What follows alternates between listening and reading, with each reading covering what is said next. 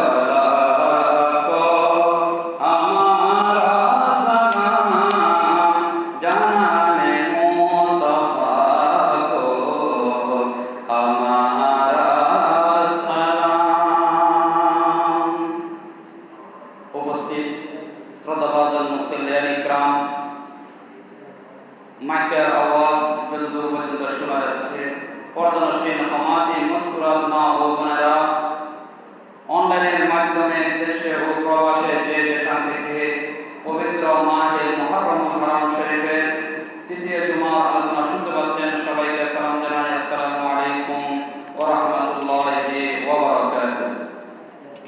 জয় মহান পরওয়ারদিগার আলম আল্লাহ জাল্লা শানুহু পবিত্র মাহে মুহররমুল হারাম শরীফের তৃতীয় জুমায় অংশগ্রহণ করার জন্য আল্লাহ পাক আমাদেরকে সুযোগ দিলেন। সেই মহান রব্বুল আলামিনের দরবারে শুকরিয়া রেখে সবাই বলুন আলহামদুলিল্লাহ।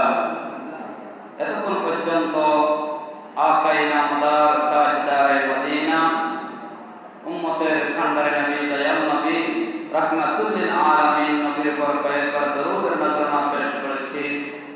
আল্লাহ পাক আমাদেরকে সুযোগ দিলেন, হায়াত দিলেন। সেই মহান রব্বুল আলামিনের দরবারে আরেকবার শুকরিয়া করে সবাই বলুন আলহামদুলিল্লাহ। পবিত্র কোরআনুল মাজিদ ফুরকানুল হামিদ সূরা আহজাবের 33 নম্বর আয়াত কারিমা আমি তেলাওয়াত করলাম। বরকত এবং সওয়াব হাসিলের উদ্দেশ্যে এই মাহে মুহররমুল হারাম শরীফ, যে কারবালার ঘটনা আমাদেরকে আলোচনা করতে হবে এবং সেই কারবালার প্রান্তর থেকে ইমাম হোসাইনের এই জীবনের বিনিময়ে আমাদেরকে যে শিক্ষা দিয়েছেন সেই শিক্ষা গ্রহণ করতে হবে। এই ময়দানে কারবালায় যখন হযরত সাইয়্যিদনা আমির মুআবিয়া রাদিয়াল্লাহু তাআলা আল্লাহর প্রিয় নবীর জলিলুল কদর সাহাবা ছিলেন এবং তিনি কাতেবে ওহী ছিল, কিন্তু ওনার ইন্তেকালের পরে ওনার সন্তান ইয়াজিদ যখন ক্ষমতায় বসলেন, সাথে সাথে হযরত সাইয়্যিদনা ইমাম হুসাইন রাদিয়াল্লাহু তাআলা কে বায়াত গ্রহণ করার জন্য যখন চিঠি আসলো, ইমাম হুসাইন রাদিয়াল্লাহু তাআলা মক্কা মদিনা শরীফ ত্যাগ করেন। যখন মদিনা শরীফ ত্যাগ করে যখন মক্কা মুআজ্জামায় যখন চলে গেলেন, তখন ওখানের ভিতরে চিঠি আসতে আসতে প্রায় 1200 এবং বিভিন্ন কিতাবে 1000 চিঠি এসেছেন। কুফার জমিন থেকে চিঠি আসছে, ইমাম হুসাইন, আমরা আপনার না জানকে রাসূল পাক সাল্লাল্লাহু আলাইহি ওয়াসাল্লামকে ভালোবাসি, আপনার বাবা মাওলা আলী শাহ খুদাকে ভালোবাসি এবং আমরা আমির মুআবিয়াকে ভালোবাসি। আপনি যদি ময়দানে কারবালায় এই কুফার জমিনে যদি না আসেন, তাহলে রোজ হাসরের ময়দানে, কিয়ামতের ময়দানে আমরা রাসূল পাকের দরবারে আপনাকে খুশি সাব্যস্ত করব। এই চিঠির ভিতরে এই লেখা যখন ছিল, ইমাম হুসাইন রাদিয়াল্লাহু তাআলা তিনি এই চিঠি পড়ার পরে বলতে লাগলেন, আমি যদি আমার না জানে দিন ইসলামকে টিকে রাখার জন্য যদি তারা আমাকে এত মহব্বত করে, দাওয়াত দিচ্ছে, মেহমান হিসাবে দাওয়াত দিচ্ছে কুফার জমিনে, আমি যদি তাদের সঙ্গে মুনাফিক করে যদি না যাই, রোজ হাসরের ময়দানে আল্লাহর দরবারে রাসূল পাকের সামনে আমার নবী আল্লাহর দরবারে কি হয়ে যাবে, লজ্জিত হয়ে যাবে এবং দিন ইসলামকে একমাত্র টিকায় রাখার জন্য আমি ইমাম হুসাইন ময়দানে কারবালায় গিয়েছিলাম। সুবহানাল্লাহ। ইমাম হুসাইন কোন ক্ষমতার লোভে, দুনিয়ার লোভে, টাকার লোভে, সম্পদের লোভে কুফার জমিনে যান নাই, একমাত্র গিয়েছিলেন তাদের দাওয়াত চিঠি পেয়ে, দাওয়াত নামা পেয়ে। মহব্বত যখন বেশি লেগেছিল, তখন ইমাম হুসাইন দিন ইসলামকে জিন্দা রাখার জন্য ময়দানে কারবালায় গিয়েছিল। 72 জন অথবা 82 জন আল্লাহর পাক নিয়ে ময়দানে কারবালায় গিয়েছিল, একমাত্র দিন ইসলামকে জিন্দা রাখার জন্য। বলেন সুবহানাল্লাহ। তখন ওই সময় মক্কা মুআজ্জামা সুলাইমান বিন আল-হাজরামি রাদিয়াল্লাহু তাআলা ওনার ঘরের ভিতরে ইমাম হুসাইন রাদিয়াল্লাহু তাআলা সহ সমস্ত সাহাবে কেরাম নিয়ে ওখানে সুলাইমান বিন আল-হাজরামি ওনার ঘরের ভিতরে যখন বৈঠক হলো, সবাই বললেন, ইমাম হুসাইন, আপনি আগে কুফার জমিনে যাবেন না, আপনার প্রতিনিধি হিসাবে একজন আপনার পক্ষে তারা কি করে আসবে, পরিচালনা করে আসবে, দেখে আসবে কুফার জমিনের কি অবস্থা, তার পরিণাম কি, কি ব্যবস্থা, তাদের শান্তি শৃঙ্খলা দেখে আসবে। তখন সবাই পরামর্শের মধ্যে দিলেন ইমাম হোসেন রাদিয়াল্লাহু তাআলা চাচাতো ভাই, ওনার নাম ছিল হযরত মুসলিম বিন আকিল রাদিয়াল্লাহু তাআলা। হুজুর বলেন সুবহানাল্লাহ। হযরত মুসলিম বিন আকিলকে ডাকলেন, মুসলিম বিন আকিল, তুমি আমার চাচাতো ভাই, আমার পক্ষে, আমি ইমাম হোসেনের পক্ষে তুমি কুফার জমিনে প্রতিনিধি হিসাবে দেখবা, যদি তাদের শান্তি শৃঙ্খলা ভালোবাসা মহব্বত যদি বেশি দেখো, সাথে সাথে আমাকে যাওয়ার জন্য একটা চিঠি লিখে দেবা। বলেন সুবহানাল্লাহ। এই কথা যখন দিলেন, প্রস্তাব দিলেন, মুসলিম বিন আকিল রাদিয়াল্লাহু তাআলা আল্লাহর দরবারে প্রশংসা করলেন, আলহামদুলিল্লাহ, ও ইমাম হোসেন আপনার পক্ষে একটা দায়িত্ব গ্রহণ করা, এটা আমার জন্য বড় সৌভাগ্যবান। বলেন সুবহানাল্লাহ। তখন ইমাম হোসেন রাদিয়াল্লাহু তাআলা যখন এই পরামর্শের মধ্যে সবার ভিতরে সাব্যস্ত হয়ে গেল, মুসলিম বিন আকিল আগামীকাল কুফার জমিনে কি করবেন, তিনি পর্যবেক্ষণ করবেন, প্রতিনিধি হিসেবে দায়িত্ব গ্রহণ করবেন। তখন মুসলিম বিন আকিলের দুইজন সন্তান ছিল ছোট ছোট, একজনের নাম মোহাম্মদ, আরেকজনের নাম ইব্রাহিম। বড়জনের বয়স মোহাম্মদ, আরেকজনের নাম ইব্রাহিম। ছোটজনের নাম, একটার বয়স 8 বছর, আরেকটার বয়স 6 বছর। হুজুর বলেন সুবহানাল্লাহ। তখন মুসলিম বিন আকিল রাদিয়াল্লাহু তাআলা ওই দুইজন শাহজাদাকে বেশি ভালোবাসতেন, মহব্বত করতেন। মুসলিম বিন আকিল রাদিয়াল্লাহু তাআলা আওলাদে পাক যেদিকে যেতেন, সন্তান দুইজনও বাবার সঙ্গে সঙ্গে চলে যেতেন। হুজুর বলেন সুবহানাল্লাহ। আমাদের সন্তানও এরকম আছে, বাবার সঙ্গে যখন বেশি আদর হয়ে যায়, তখন বাবা যেদিকে যায়, মসজিদে গেলে মসজিদে চলে আসার জন্য ইচ্ছা করে, কান্নাকাটি করে। তখন মুসলিম বিন আকিল রাদিয়াল্লাহু তাআলার দুই সন্তান বলেন, আব্বাজান, রাতের বেলা আপনার সঙ্গে ঘুমাই, আপনি আমাদেরকে হাত তুলে আমাদেরকে দোয়া শিখান এবং বিভিন্ন কিছু ঘুমে যাওয়ার সময় আমাদেরকে শিখিয়ে দেন। আপনি চলে যাবেন, আমরা দুই সন্তান, ছোট ছোট মাসুম বাচ্চা, আমরা মক্কা শরীফে একা থাকতে পারবো না, আমরাও আপনার সঙ্গে কুফার জমিনে সফর করবো। বলেন সুবহানাল্লাহ। হযরত মুসলিম বিন আকিল রাদিয়াল্লাহু তাআলা ইমাম হোসেনকে যখন বিদায় নেওয়ার করেন, কুফার জমিনে তশরীফ নিচ্ছেন, তখন হযরত ইমাম হোসেন রাদিয়াল্লাহু তাআলা বিদায় নিয়ে দিলেন। মুসলিম বিন আকিল রাদিয়াল্লাহু তাআলা যেতে যেতেন এমন একটা জায়গা গেলেন, ওই জায়গার নাম হচ্ছে কাদিসিয়া। বলেন সুবহানাল্লাহ।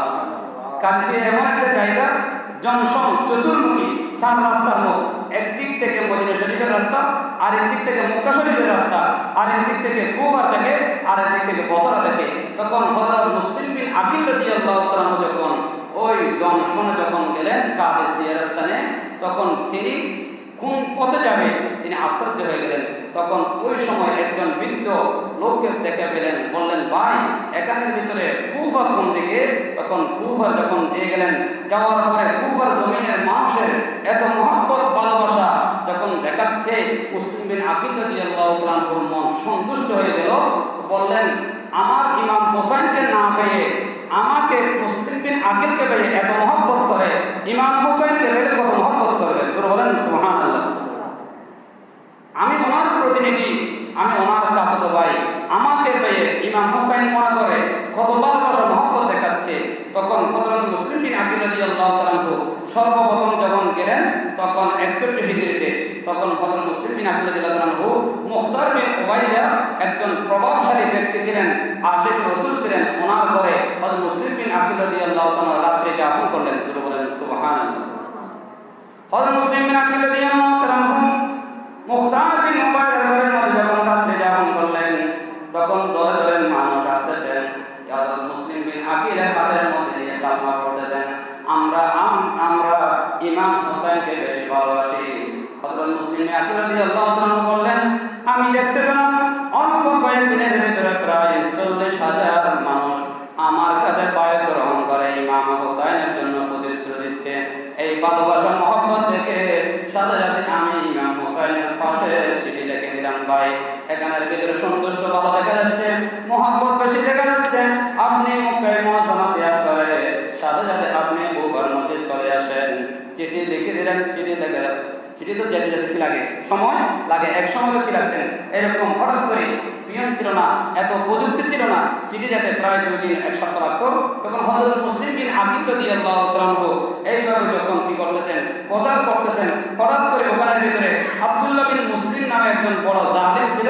ইনি ছিলেন আওলাদ রাসূলের দুশমন এবং ইমাম হোসেনের দুশমন। তখন সাথে সাথে চিঠি লিখলেন, ইয়াজিদ আপনি যে ক্ষমতায় বসলেন, এখন এখানের ভিতরে হযরত নোমান বিন বশির এখানে কুফার গভর্নর, তিনি গভর্নর হওয়ার পরও মুসলিম বিন আকিল এসে ইমাম হোসেনের পক্ষে বা এখানে মিশরের ভিতরে যে কুফার জমিনের ভিতরে তিনি যে বাড়ি গ্রহণ করতেছেন, উনি যে কোনো পদক্ষেপ করতেছেন না, আপনি সাথে সাথে আপনার ভাই শাশ্বত ভাই ওবায়দুল্লাহ ইবনে জিয়াদকে তিনি বসরার গভর্নর রেখে সাথে সাথে কুফার গভর্নর এলেন। এই চিঠি লেখার পর সাথে সাথে এই ইয়াজিদ সাথে সাথে তিনি মসনদ থেকে তিনি চিঠি লিখলেন, এই ওবায়দুল্লাহ ইবনে জিয়াদ তুমি বসরার গভর্নর থাকবে, তোমার ছোট ভাই ওসমান বিন জিয়াদকে এই বসরার গভর্নর দিবে, সাথে সাথে তোমাকে কুফার গভর্নর দিলাম। এই খবর পাওয়ার পর ওবায়দুল্লাহ ইবনে জিয়াদ সাথে সাথে ভাইকে বললেন, ভাই তুমি আমার এই গভর্নরের দায়িত্ব পালন করো। তিনি যে বসরার জামে মসজিদের সামনে গিয়ে বলতেছেন তলোয়ার নিয়ে, আমি যতদিন পর্যন্ত আসবো না ততদিন পর্যন্ত আমার বাইরের যারা শত্রুমি করবে সাথে সাথে তাদেরকে দ্বিখণ্ডনী করবেন। রাসূল বলেন নাউযুবিল্লাহ। যখন এই হুক্কা দিলেন, হুক্কা দেওয়ার পরে যখন যাচ্ছে তখন কুফার মানুষ ইমাম হোসাইন আসতেছে মনে করে রাস্তার 2 পাশে সারিবদ্ধ হয়ে আছে। তখন ওবায়দুল্লাহ ইবনে জিয়াদ ইয়াজিদের নেতৃত্বে তিনি যখন কুফায় ঢুকতেছেন, ওই সময় তিনি কাদিসিয়া যাওয়ার পরে কুফার জমিনে যাচ্ছেন। তখন সবাই আসসালামু আলাইকুম ইয়া রাহমাতুল্লাহি ওয়া বারাকাতুহু, হোসাইন ইবনে আলী তখন সবাই সালাম দিচ্ছে। ওই ওবায়দুল্লাহ ইবনে জিয়াদ মাথায় ঘোমটা দিয়ে সালামের উত্তর দিচ্ছে না। সবাই মনে করেছিল তিনি যে যুব্ব পাগড়ি দিয়ে সুন্দর কোবা পরে যখন যাচ্ছে ওবায়দুল্লাহ ইবনে জিয়াদ, তখন কুফার মানুষ ভেবেছিল ইমাম হোসাইন মক্কা শরীফ থেকে তশরিফ আনতেছেন।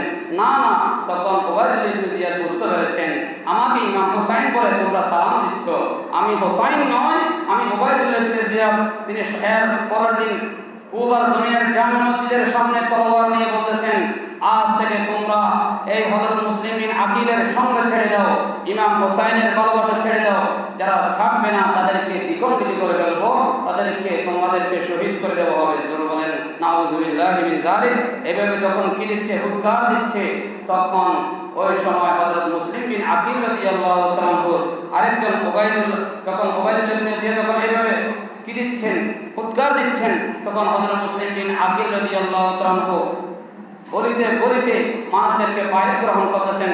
তখন সাথে মুসলিম বিন আকিল রাদিয়াল্লাহু তাআলার কানে যখন এই খবর গেল, মুসলিম বিন আকিল রাদিয়াল্লাহু তাআলা বললেন, আমাকে ভালোবাসা মহব্বত দেখিয়েছিল, আজকে 40,000 বাইরে গ্রহণ করেছে, দেখতেছি এখন মানুষ আমার সঙ্গে ব্যবহার করতেছেন, মুনাফিকি করতেছেন।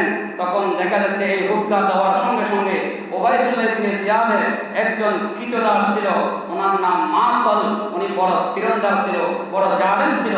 তখন বললেন ওবায়দুল্লাহ ইবনে জিয়াদকে, বললেন ওবায়দুল্লাহ ইবনে জিয়াদ মুসলিম বিন আকিল কার ঘরে আছে, এখন তো কুফার মানুষ গোপন রেখে দিয়েছে, তাকে হেফাজত রেখেছে, আমরা কেউ জানি না।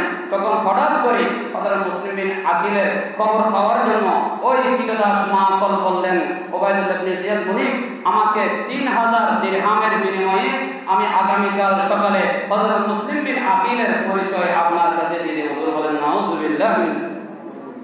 দেখেন রাসূলের আহলে বাইত রাসূলের দুশমন, তখন তিনি কুফার জমিনের জামে মসজিদে মাগরিবের নামাজ পড়লেন।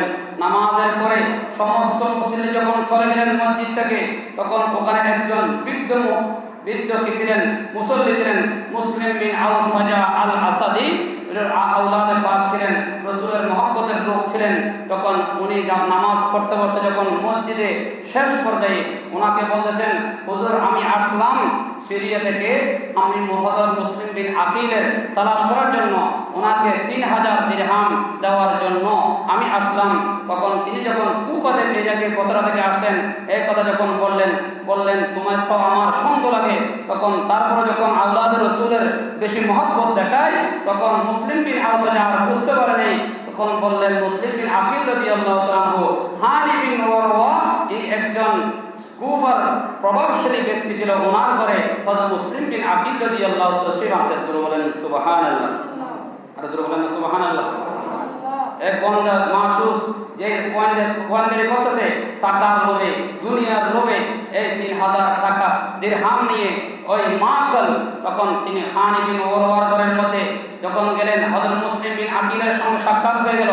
মুসলিম বিন আকিলকে বলতেছেন, হুজুর আমি যে আসলাম, যে বসরা থেকে আসলাম, আপনি যে ইমাম হুসাইনের প্রতিনিধি হিসেবে আসলেন, আপনাকে সেই দিরহাম দিচ্ছি। সারা রাত কি করতেছেন? ওনার খেদমত করতেছেন। সকালবেলা হতে দেরি নেই, ফজর নামাজও পড়ে নেই। সেই রকম মুনাফিক মুসলমান কি করেছেন? সাথে সাথে উবাইদুল্লাহ ইবনে জিয়াদের দরবারে গিয়ে মুসলিম বিন আকিলের সেই খবর জানিয়ে দিল। তখন হানি বিন ওরওয়াকে তারা গ্রেফতার করা হলো। লম্বা আলোচনা। তখন ওখানে আনার পরে তাকে গভর্নর হাউসের মধ্যে যখন তোলা হলো, হানি বিন ওরওয়াকে উবাইদুল্লাহ ইবনে জিয়াদ বলতেছেন, এই হানি বিন ওরওয়া, তোমার সঙ্গে আমার রক্ত সম্পর্ক আছে, ভালোবাসা মহব্বত আছে। তুমি একজন এইরকম ইমাম হুসাইনের প্রতিনিধি হিসাবে তাকে তুমি আশ্রয় দিয়েছো, ঠেলে দিয়েছো তোমার ঘরে। তখন হযরত হানি বিন ওরওয়া বললেন, এই উবাইদুল্লাহ ইবনে জিয়াদ, আমি দুনিয়ার লোভে, টাকার লোভে, সম্পদের লোভে আওলাদে রাসূলের অন্তরের মধ্যে কষ্ট দিতে পারবো না। জোরে বলেন সুবহানাল্লাহ। আমি যে হযরত মুসলিমকে আকিলকে যদি আশ্রয় দিয়েছি, আমার দুনিয়ার সমস্ত ইবাদত বিতে যেতে পারে, আল্লাহর দরবারে কবুল না হতে পারে, কিন্তু রোজ হাসরের ময়দানে নবীর সামনে আমি বলতে পারবো, ইয়া রাসূলুল্লাহ, আপনার আওলাদ ইমাম হুসাইনের পক্ষে ওনার চাচাতো ভাই মুসলিম বিন আকিলকে মুনাফিকের এবং বেঈমানদের হাত থেকে আমি আশ্রয় দিয়েছিলাম। আল্লাহ আমাকে শেষ বিনিময়ে আমাকে জান্নাত দান করো। জোরে বলেন সুবহানাল্লাহ।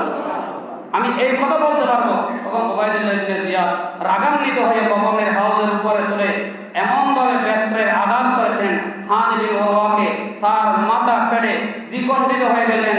সাথে সাথে তিনি শহীদ হয়ে গেলেন। ইন্না লিল্লাহি ওয়া ইন্না ইলাইহি রাজিউন। ইন্না লিল্লাহি।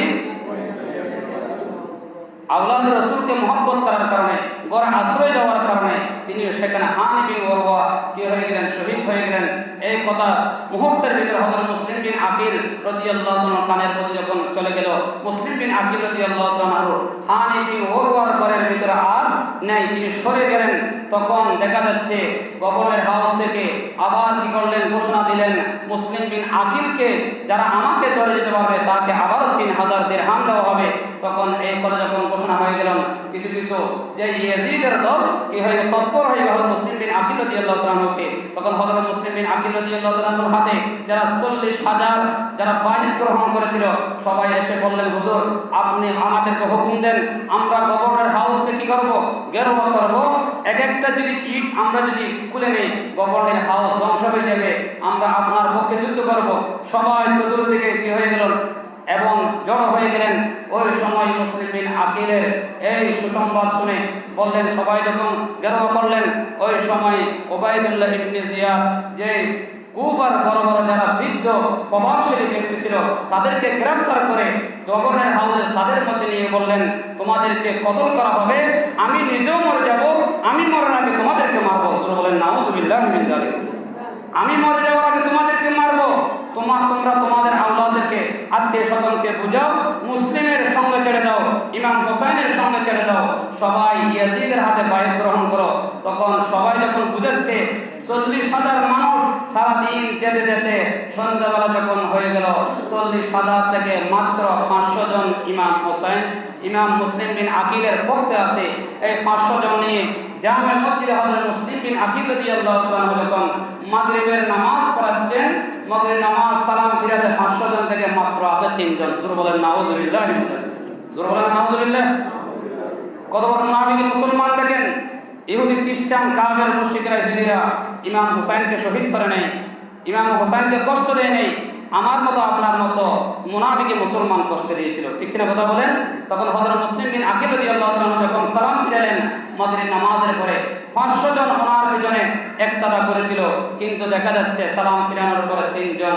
তখন ইমাম মুসলিম বিন আকিল রাদিয়াল্লাহু তাআলা যখন অলিতে গলিতে রাত অন্ধকার হয়ে গেল, সবার ঘরের দরজা বন্ধ হয়ে গেল, ইমাম মুসলিম বিন আকিল রাদিয়াল্লাহু তাআলা চোখের পানি ছেড়েছেন, আল্লাহ আমি তো ইমাম হোসেনের মহব্বতে আসলাম, কিন্তু আজকে যারা তা আমার জন্য মুনাফিক করলো, বেফাদা করলো, আজকে কুফার মানুষ আমার জন্য দরজা বন্ধ হয়ে গেল। হযরত মুসলিম বিন আকিল রাদিয়াল্লাহু তাআলা সারা রাত হাঁটতেছে, কোনো ঘরের দরজা বন্ধ নেই, খাবার নেই, পিনা নেই, পানি নেই, কিছু নেই, কুফার জমিনের ভিতরে। তখন ইমাম মুসলিম বিন আকিল রাদিয়াল্লাহু তাআলা হাঁটতে হাঁটতে রাত যখন গভীর হয়ে গেল, তখন একটা ঘরের দরজা খোলা আছে, একজন বৃদ্ধ মহিলা, ওনার সন্তানের দেরি হচ্ছে আসার জন্য তিনি ঘরের দরজার সামনে বসে রইলেন। হযরত মুসলিম বিন আকিল রাদিয়াল্লাহু তাআলা বললেন, মা আমাকে একটু পানি দেন, আমি রাত্রে যাপন করব। তখন জিজ্ঞাসা করলেন, তুমি এত রাত্রে কোথায় থেকে আসলেন? বললেন, আমি আসলাম মুসলিম বিন আকিল রাদিয়াল্লাহু তাআলা ইমাম হোসেনের প্রতিনিধি হিসেবে আসলাম, আজকে আমার জন্য দরজা বন্ধ হয়ে গেল। 40,000 যে বাইর গ্রহণ করেছিল ইমাম হোসেনের ভালোবাসায়, আজকে সবাই মুহূর্তের ভিতরে উবাইদুল্লাহ ইবনে জিয়াদের হুত্তারের কারণে সবাই মুনাফিকি করে ইমাম হোসেনের সঙ্গে ছেড়ে দিল। তখন ওই মা আওলাদে রাসূলের মহব্বতের লোক ছিল, জোরে বলেন সুবহানাল্লাহ। গাড়ে গাড়ে আওলাদে রাসূলের মহব্বতের লোক আছে। তখন ওই সময় মা কি করলেন, ওনাকে খানা পানি দিনে ভিতরে কামরার মধ্যে শোয়ালেন, কিন্তু ওনার সন্তান কি উনি হচ্ছে বড় জালেম। উবাইদুল্লাহ ইবনে জিয়াদের এই খবর শোনার পরে কিসের জন্য? পুরস্কারের লোভের জন্য মুসলিম বিন আকিলের খবর যদি জানিয়ে পারে 3000 দিরহাম পাবে। মা তো আর বলে নেই। তখন রাত গভীর হলো, 3টা বাজে আসলেন, সন্তানকে বললেন, আমার ঘরে একজন আওলাদে পাক এসেছেন, আওলাদে রাসূল এসেছেন, উনি যদি আমাদের ঘরে নিরাপদে থাকতে পারে মুনাফিকের কাছ থেকে, আল্লাহর দরবারে কিয়ামতের দিন এর বিনিময়ে আল্লাহর নামে আমাদের জন্য সুপারিশ করবে। জোরে বলেন সুবহানাল্লাহ। কিন্তু সন্তান তো মা বুঝে নেই, মা তো রহিমা বুঝে নেই। ওই সন্তান তো উবাইদুল্লাহ ইবনে জিয়াদের ইয়াজিদের পক্ষের দল। সকালবেলা হতে দেরি নেই, ফজরের আযান দিতে দেরি নেই, সাথে সাথে উবাইদুল্লাহ ইবনে জিয়াদের দরবারে যখন বললেন, উবাইদুল্লাহ ইবনে জিয়াদ মুহাম্মদ বিন আশআসের নেতৃত্বে এবং 70 জন এবং এসে ওই ঘরকে যখন বেশ চলে দিয়ে দিলেন এবং তীর নিক্ষেপ করতেছেন, তখন ওই মুহাম্মদ ওই বিন আশআসের নেতৃত্বে যখন এইভাবে করতেছেন, তুআ নামক ওই মহিলার ঘরে যখন আশ্রয় নিচ্ছেন, তখন হযরত মুসলিম বিন আকিলের সামনে যখন তীর নিক্ষেপ করতেছেন, বারবার তীর আসতেছে। মুসলিম বিন আকিল রাদিয়াল্লাহু তাআলা তলোয়ার নিয়ে যখন বাইরে হলেন, মুসলিম বিন আকিল রাদিয়াল্লাহু তাআলা বললেন, বোন আমাকে এক গ্লাস পানি দেন। যখন সামনের দিকে যখন পানি খাওয়ার জন্য সামনের দিকে যখন নিলেন, সেই সাদা পানি আর সাদা নেই, এতে লাল রক্ত পরিণত হয়ে গেল। জোরে বলেন সুবহানাল্লাহ। যখন আবার দ্বিতীয়বার যখন বোন আমাকে তুআ নামক ওই মহিলা থেকে, মা আমাকে পানি দেন এক গ্লাস, তখন আবার যখন পানি দিচ্ছে, তখন সেই পানি আর পানি নেই, রক্ত রূপান্তর হয়ে গেল। তৃতীয়বার আবার যখন পানি নিচ্ছে, সামনের দিকে যখন পানি নিলেন খাওয়ার জন্য, সাথে সাথে ওই 3 নম্বর মুহাম্মদ বিন আশআসের নেতৃত্বে 70 জন থেকে একজন এমনভাবে তীর নিক্ষেপ করছেন, হযরত মুসলিম বিন আকিলের সামনের দাঁত তীরের আঘাতে একটা দাঁত যখন গ্লাসের মধ্যে যখন পড়ে গেলেন, সাথে সাথে সেই পানি আর পানি নেই, রক্ত যখন রূপান্তর হয়ে গেল। তো নামক ওই মহিলাকে বলতেছেন, বোন দুনিয়ার পানি আমার জন্য আর নসিব হবে না, আমার জন্য হাউজার কাউসারের পানি নিয়ে আমার দয়াল নবী অপেক্ষা করতেছে। জোরে বলেন সুবহানাল্লাহ। আমি আপনার দ্বারা অপেক্ষামান করতেছি, আমি আমার নবীর সুগ্রাণ জান্নাতের সুগ্রাণ পাচ্ছি। যারা শহীদ হয় আল্লাহর দরবারে তাদের কাছে জান্নাতের সুগ্রাণ চলে আসে। জোরে বলেন সুবহানাল্লাহ। হযরত মুসলিম বিন আকিল বললেন, মা আমি আর পার করব না। সাথে সাথে মুসলিম বিন আকিলকে পিছন থেকে এমন ভাবে তীরের আঘাতে মুসলিম বিন আকিল রাদিয়াল্লাহু তাআলা জর্জরিত হয়ে গেলেন।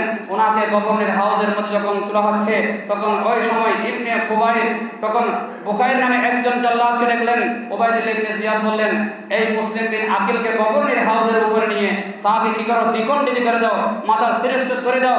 তখন সাধারণত মুসলিম বিন আকিল রাদিয়াল্লাহু তাআলা দোয়া করেছিলেন, বিসমিল্লাহির রহমানির রহিম, রব্বানা ইফতাহ বাইনানা ওয়া বাইনা কওমিনা বিল হাক্কি ওয়া আনতা খায়রুল ফাতিহিন। আল্লাহ আমাকে এবং আমার কওমের মাঝে একটা সমঝোতা, একটা ভালো পরামর্শের মাধ্যমে আমাদেরকে ভালো ফয়সালা করে দাও। জোরে বলেন সুবহানাল্লাহ। এই আয়াত করেছিল গভর্নর হাউসে যখন উঠতেছেন, ওই সময় দুই দিক থেকে জল্লাদ তলোয়ার নিয়ে দাঁড়িয়ে আছে। মুসলিম বিন আকিল রাদিয়াল্লাহু তাআলা দোয়া করতেছেন, রব্বানা ইফতাহ বাইনানা ওয়া বাইনা কওমিনা বিল হাক্কি ওয়া আনতা খায়রুল ফাতিহিন। আল্লাহ আমি মুসলিমকে এবং আমার কওমকে দুইজনের মধ্যে একটা সমঝোতা ফয়সালা করে দাও। জোরে বলেন সুবহানাল্লাহ। তখন কিন্তু ওবায়দুল্লাহ ইবনে জিয়াদ ক্ষান্ত হচ্ছে না। তখন সাথে সাথে মুসলিম বিন আকিলকে যখন গভর্নর হাউসের মধ্যে যখন যাচ্ছেন, মুসলিম বিন আকিল বললেন, এই আমার পক্ষ থেকে তোমরা যে 40,000 বাইক গ্রহণ করেছো, তোমরা আমার 3টা আমানত শোনো। 1 নম্বর, আমি যে অনাথ মানুষের আমানত আমার হাতে 70,000 দিরহাম আছে, এই আমার ইন্তেকালের পরে, শহীদ হওয়ার পরে এই দিরহামগুলো প্রত্যেক মানুষের কাছে আমানত দিয়ে দিবে। সুবহানাল্লাহ বলেন সুবহানাল্লাহ। এই কারবালার শিক্ষা থেকে 1 নম্বর আমানত শিখেন। মুসলিম বিন আকিল বললেন, আমি কিছুক্ষণের মুহূর্তে শহীদ হয়ে যাব, আল্লাহর নবীর দরবারে যাব, আল্লাহর রাসূলের কুলের মধ্যে চলে যাব। আমার এই আমানত যদি থেকে যায়, রোজ হাসরের ময়দানে মানুষের যে হকের কথা আল্লাহ বলেছেন, নবী বলেছেন, কিন্তু আমার উপর থেকে যাবে, তোমরা আমার পক্ষে এই দিরহামগুলো মানুষের পক্ষে দিয়ে দেবা। 2 নম্বরে, আমার পক্ষ থেকে আমার ইমাম হোসেনকে বলে দেবা, একটা চিঠি লিখে দেবা, তোমরা যে বেপরোয়া করতেছো। তখন হযরত মুসলিম বিন আকিল বললেন, তোমরা তো আমার সঙ্গে মুনাফিক করতেছেন। সাথে সাথে বাতাসকে উদ্দেশ্য করে বলতেছেন, ও বাতাস, তোমরা আমি মুসলিম বিন আকিল কিছুক্ষণ পরে শহীদ হয়ে যাব গভর্নর হাউসের কুফার জমিনে, কিন্তু আমার সালামখানা রাসূল পাক সাল্লাল্লাহু আলাইহি ওয়াসাল্লামের দরবারে দিও এবং ইমাম হোসেনকে কুফার জমিনে না আসার জন্য এই খবরটা জানিয়ে দিও। জোরে বলেন সুবহানাল্লাহ। বাতাসকে বলতেছেন, মানুষের উপর আস্থা হারিয়ে বলতেন হযরত মুসলিম বিন আকিল রাদিয়াল্লাহু তাআলা আনহু। এই কথা আল্লাহ 3 নম্বরে বললেন, আমার ইন্তেকালের পরে যখন আমার ডেথ বডি হয়ে যাবে, আমাকে কাফন দাফনের মাধ্যমে, জানাজার মাধ্যমে তোমরা আমার জন্য কবরের ব্যবস্থা করিয়ে। জোরে বলেন সুবহানাল্লাহ। তখন গভর্নর হাউসের মধ্যে যখন নিলেন, মুসলিম বিন আকিল রাদিয়াল্লাহু তাআলাকে শহীদ করা হলো। সবাই বলেন ইন্না লিল্লাহি ওয়া ইন্না ইলাইহি রাজিউন। মুসলিম বিন আকিল রাদিয়াল্লাহু যখন শহীদ হয়ে গেলেন, ওবায়দুল্লাহ ইবনে জিয়াদ খুশি হলেন এবং ইয়াজিদের কাছে চিঠি লিখে দিলেন, আমি খুশি হয়ে গেলাম, আজকে কি করেছি, মুসলিম বিন আকিলকে শহীদ করে দিয়েছি। এবং মুসলিম বিন আকিল রাদিয়াল্লাহু তাআলা আরেকটা আমানত দিয়েছিল, আমার 2টা বাচ্চা ছোট ছোট মুহাম্মদ এবং ইব্রাহিম, একজনের বয়স 8 বছর, আরেকজনের বয়স 6 বছর, তোমরা যে কোনো বিনিময়ে আমার 2 সন্তানকে এখান থেকে কুফার জমিন থেকে মক্কা মুআজ্জামায় পৌঁছে দেবে। জোরে বলেন সুবহানাল্লাহ। তখন ইমাম মুসলিম বিন আকিল শহীদ হওয়ার পরে ক্লান্ত হয়নি, ওনার লাশ গলিতে গলিতে এবং শেষরায়ে এমন ভাবে কষ্ট দিয়েছে আওলাদ রাসূলকে, এগুলো ইহুদি খ্রিস্টান করে নেই, আমার মতো আপনার মতো নামদারি মুসলমান করেছে। ঠিক কিনা কথা বলেন? ওরা নামাজও পড়েছেন, সব কিছু করেছেন। ইমাম হোসেনকে মুসলিম বিন আকিলকে শহীদ করেছেন মুনাফিক। ঠিক কিনা কথা বলেন? ইয়াজিদ মুনাফিক। তখন হযরত মুসলিম বিন আকিল রাদিয়াল্লাহু তাআলা ওই 2 সন্তান গোপন ছিল, তারা ছিল কাজী শুরাই, তিনি চিফ জাস্টিস ছিলেন মাওলা আলী শের খুদা রাদিয়াল্লাহু তাআলার জামানায়, কুফার জমিনে চিফ জাস্টিস ছিলেন, প্রধান বিচারপতি ছিলেন। তখন ওনার ঘরের মধ্যে ছিলেন। তখন উনি কি করছেন, রাত যখন গভীর হয়ে গেল, ওনার সন্তান কাজী আসাদকে বললেন, বাবা, এই 2 সন্তানকে আমার কাছে নিরাপদ লেগেছিল। তখন যখন কাজী শুরাই কান্না করতেছেন, 2 সন্তান বলতেছেন, চাচা, আপনি এতদিন আমাদেরকে লালন পালন করেছেন, খাবার দিয়েছেন, আদর করেছেন, আপনি চোখের পানি কেন ফেলতেছেন? আমার বাবা কি এতিম শহীদ হয়ে গেল? বললেন, তোমার বাবা শহীদ হয়ে গেল, তোমরা আজ থেকে এতিম হয়ে গেলেন। 2 সন্তান এমন ভাবে কান্না করতেছেন। রাত্রিবেলা সন্ধ্যাবেলা হয়ে গেল, ওনার কাজী শুরাইয়ের সন্তানকে দিয়ে ওনাদেরকে কাজ দিয়ে পৌঁছে দেবে, যেন তারা মক্কা শরীফ চলে যেতে পারে। তখন ওনারা সারা রাত হাঁটলেন, ছোট বাচ্চা, ওরা হাঁটার পরও দেখতেছেন ওনাদের যে স্থান থেকে যাত্রা শুরু করেছিল সেই স্থান আবার সকালবেলা। জোরে বলেন সুবহানাল্লাহ। ওনার জামে শাহাদাত ওনাদেরকে ডাকতেছেন, ওনারা সারা রাত হাঁটতে পারবে, আল্লাহ ওনাদেরকে যেতে দিচ্ছেন না, কারণ ওনাদের শাহাদাত তো কবুল হয়ে গেল। তখন সারা রাত হাঁটলেন, হাঁটার পরে এর পরের দিন আবার ওনাদেরকে যখন সকালবেলা ওখানে পাওয়া গেল, একজন ইয়াজিদের যখন ওই ওবায়দুল্লাহ ইবনে জিয়াদের পক্ষের লোক দেখা হলো, বললেন, চাচা, এই জায়গার নাম কি? তিনি বললেন, এই জায়গার নাম কাদিসিয়া। তোমরা ছোটবেলার ছোট বাচ্চা কোথায় যাবো? বলে, আমরা মক্কা শরীফে যাব। আমরা মক্কা শরীফ বাড়ি, আমরা মুসলিম বিন আকিলের 2 সন্তান, আমার বাবা আমাদেরকে নিয়ে এসেছিল। তখন ওই ইয়াজিদের বংশ সাথে সাথে ধরে আবার তোনার কি দিয়েছিলেন, তাকে আবার জেলখানার মধ্যে দিলেন। ওই জেলের মধ্যে ছিলেন জেলার মাশহুর রাদিয়াল্লাহু তাআলা আনহু, আওলাদ রাসূলের গাড়ে গাড়ে কি আছে, আওলাদ রাসূলের মানুষ আছে। সারা রাত ওনাদেরকে মেহমানদারি করলেন। মেহমানদারি করার পরে ওনাদেরকে একটা আংটি দিলেন, বললেন, এই আংটিখানা নিয়ে তোমরা রাত্রিবেলা কি করো, তোমরা মক্কা শরীফ মদিনা শরীফ চলে যাও। যখন কাদিসিয়া স্থানে যাবা, তোমরা আমার ভাইয়ের নাম কোথায়, ওই আংটি দেখালে তোমাদেরকে মদিনা শরীফের রাস্তা দেখিয়ে দিবে। জোরে বলেন সুবহানাল্লাহ। আমার ভাই আমার আন্টি দেখার সঙ্গে সঙ্গে চিনতে পারবে। তখন সারা রাত হাঁটলেন, কিন্তু তাদের তো জামে শাহাদাত, আমাদেরকে ডাকতেছেন। সকালবেলা আবার দেখতেছে একই স্থান হাঁটতে হাঁটতে, তখন দুই ভাই বলতেছেন, ভাই আর আমরা কোথায় যাব না, সকাল হয়ে গেল। দেখা যাচ্ছে বড় একটা বট গাছের নিচে, শিকড়ের নিচে দুই বাচ্চা লুকিয়ে রইলেন। সকালবেলা দেখতে পেলেন। উবাইদুল্লাহ ইবনে জিয়াদ বললেন, এই মুসলিম বিন আকিলের দুই সন্তানকে যারা এনে দিতে পারবে তাদেরকে বড় একটা পুরস্কার দেওয়া হবে। তখন এই ঘোষণার লোভে হারিস নামে একজন বড় জালেম, ওনার আওলাদ রাসূলের মহব্বতের লোক, ওই দুই সন্তানকে ওই গাছের শিকড় থেকে নিয়ে ঘরের মধ্যে নিয়ে তিনি কি করছেন, মেহমানদারি করতেছেন, গোসল করে দিচ্ছেন, খাবার দাওয়া দিচ্ছে। ওই হারিস ওনার স্বামী সারাদিন ঘোড়া নিয়ে দূরতে দূরতে দুই সন্তানকে তালাশ করতে করতে এমনভাবে ওনার ঘোড়া পর্যন্ত মারা গিয়েছিল। এবং ওই জালেম ক্লান্ত হয়ে রাত্রিবেলা যখন খাবার দাবার যখন শুইলেন, তখন এক ভাই, একজন নাম মোহাম্মদ, একজন ইব্রাহিম, তখন দুইজন রাত্রিবেলায় স্বপ্ন দেখেছেন আল্লাহ রসুল ওনাদেরকে খুঁজতেছে। শুরু বলেন সুবহানাল্লাহ। তখন দুজন ভয় হয়ে স্বপ্নের ভিতরে কাঁদে উঠলেন, বললেন, ভাই, বড় ভাই, ছোট ভাই, একজন অপরজনকে বললেন, ভাই আমি অবিকল স্বপ্ন দেখেছি আল্লাহ রসুল হাউজে কাউসারের পানি নিয়ে আমাদের জন্য অপেক্ষা করতেছেন, এবং আমরা যে আমার বাবা যে আমার নবীর সঙ্গে হাঁটতেছে দেখতেছি, এবং আল্লাহর নবীদের কুলের ভিতরে আমরা দুইজন বসে আছি। শুরু বলেন সুবহানাল্লাহ। যখন এই স্বপ্ন যখন একজন অপরজনে বলতেছেন, ওই হারের পাশে ঘুম ভেঙে গিয়েছিলেন দুইজনের কান্না শুনে। সাথে সাথে দুইজনকে ঘর থেকে বাহির করে রাত্রিবেলায় একটা গাছের সঙ্গে বেঁধে রেখে দিলেন। ওনার স্ত্রী অনেক বললেন, এই দুই সন্তানকে, তোমার কোনো সন্তান নেই, যাদের সন্তান নেই তারা বোঝে, কোনো বিয়ে করেছেন সন্তান নেই তারা অন্তর জানে কি অবস্থা, ঠিক কিনা কথা বলেন। দুই সন্তানকে যখন কষ্ট দিলেন, বললেন, দুই সন্তানকে তুমি কষ্ট দিও না, সকালবেলা তাদেরকে ছেড়ে দিও। ওই হারেস কি করলেন, সারা রাত বেঁধে রাখলেন, এবং ওনার স্ত্রীকে এমনভাবে লাথি মারে নিক্ষেপ আঘাত করেছেন, ওনার স্ত্রী শহীদ হয়ে গেলেন। ইন্না লিল্লাহি ওয়া ইন্না ইলাইহি রাজিউন। টাকার লোভে, দুনিয়া লোভে, ওনার ঘরের ভিতরে একজন বাদী ছিল, ইনি আওলাদ রাসূলের মহব্বত ছিল। তখন ইনি বললেন, চাচা আপনি ওনাকে ছেড়ে দেন, ওনার মাসুম বাচ্চা, 8 বছর এবং 6 বছরের বাচ্চা, ওনাকে এমনভাবে বেত্রাঘাত করেছেন, ওনারা শহীদ করেছেন। ইন্না লিল্লাহি ওয়া ইন্না ইলাইহি রাজিউন। সকালবেলা হয়ে তাদেরকে নিয়ে যাচ্ছে, একটা ছুরি নিলেন, ছুরি নেওয়ার পরে একটা থলে নিয়ে যাচ্ছে উবাইদুল্লাহ ইবনে জিয়াদের কাছে। পদের মধ্যে কি করলেন, শয়তান এসে কুমন্ত্রণা দিলেন, বললেন, এই হারেস তুমি এই তাদেরকে জীবন্ত অবস্থায় উবাইদুল্লাহ ইবনে জিয়াদের দরবারে নিয়ে না, তোমরা তাদেরকে কি করে দাও, তাদেরকে কতল করে দাও। সাথে সাথে শয়তানের পরামর্শে দুইজনকে শহীদ করে দিলেন। ইন্না লিল্লাহি ওয়া ইন্না ইলাইহি রাজিউন।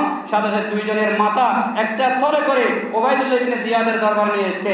আর কি করতেছেন, দুইজনের ডেড বডি ফুরাত নদীর মধ্যে ফেলে দিলেন। তখন ওইখানের মধ্যে যখন উবাইদুল্লাহ ইবনে জিয়াদের দরবার যখন গেলেন, তখন সাথে সাথে বললেন, আমি তো ঘোষণা দিয়েছিলাম তাদেরকে জীবন্ত ধরে আসতে, তুমি তাদেরকে পথের মধ্যে শহীদ করে দিয়েছ। সাথে সাথে ওই জল্লাদকে বললেন, তুমি ছাকে ওই দুই সন্তানকে যেইভাবে শহীদ করেছে ওই জালেমকে হারেসকে তুমি সেইভাবে কতল করে দাও। জোরে বলেন নাউজুবিল্লাহ। ফসিরাত দুনিয়া ওয়াল আখিরাত, দুনিয়া বরবাদ, আখিরাত বরবাদ। সাথে ওই দুই মাতাকে সাথে সাথে ফুরাত নদীর সামনে গিয়ে যখন ফুরাত নদীর মধ্যে যখন নিক্ষেপ করলেন, সাথে সাথে তাদের দুই বড়ি এসে আপন আপন মাতার সঙ্গে লেগে গেলেন। জোরে বলেন সুবহানাল্লাহ। তাদের বড়ি আলাদা হলো, ওখানের মধ্যে আওলাদে পাকের এক মাতার সঙ্গে বড়ির সঙ্গে অ্যাডজাস্ট হয়ে গেলেন। দুইজনে ফুরাত নদীর মাধ্যমে হাউজে কাউসারে চলে গেলেন। জোরে বলেন সুবহানাল্লাহ। তখন ওই জালেমকে ওখানে কি করে জাহান্নামে নিক্ষেপ করার পরে, তাকে কতল করার পরে তার বড়ি যখন ফুরাত নদীর মধ্যে যখন ফেলে দিলেন, ফুরাত নদীর মধ্যে যাচ্ছে না, তখন তাকে সেখান থেকে নিয়ে নিলেন, মাটি দিয়ে তাকে চাপা দিলেন, পাথর দিলে, কিন্তু কিছুক্ষণ পরে আবার উপরে উড়ে যায়, মাটির উপরে পড়ে যায়, পাথরের উপরে উড়ে যায়। তখন ওই উবাইদুল্লাহ ইবনে জিয়াদ বলেছেন, তাকে কি করো, লাকড়ি দিয়ে পুড়িয়ে তার ছাইগুলো ফুরাত নদীর মধ্যে ছেড়ে দাও, কারণ তার কি অন্তরের মধ্যে একটু মহব্বত ছিল না। দুই সন্তানকে, ছোট ছোট বাচ্চাকে এইভাবে শহীদ করেছেন। আল্লাহ বললেন, ফসিরাত দুনিয়া ওয়াল আখিরাত, দুনিয়া বরবাদ, আখিরাত বরবাদ। ক্ষমতার লোভে আপন স্ত্রীকে মেরে ফেলেছে এবং আওলাদ রাসূলকে কি করেছেন, তারা শহীদ করেছেন, এবং তার জীবনও কি হয়েছেন, বিতে গিয়েছেন, তিনিও সে জাহান্নামে চলে গেলেন। আল্লাহ আমাদেরকে একমাত্র এই ময়দানে কারবালায় যে যে শিক্ষা দিয়েছেন সেই শিক্ষার মধ্যে চলার তৌফিক দান করো। ওয়া আখিরু দাওয়ানা আলহামদুলিল্লাহি রাব্বিল আলামিন। আসসালামু আলাইকুম ওয়া রাহমাতুল্লাহি ওয়া বারাকাতুহু। যারা সারা নামাজ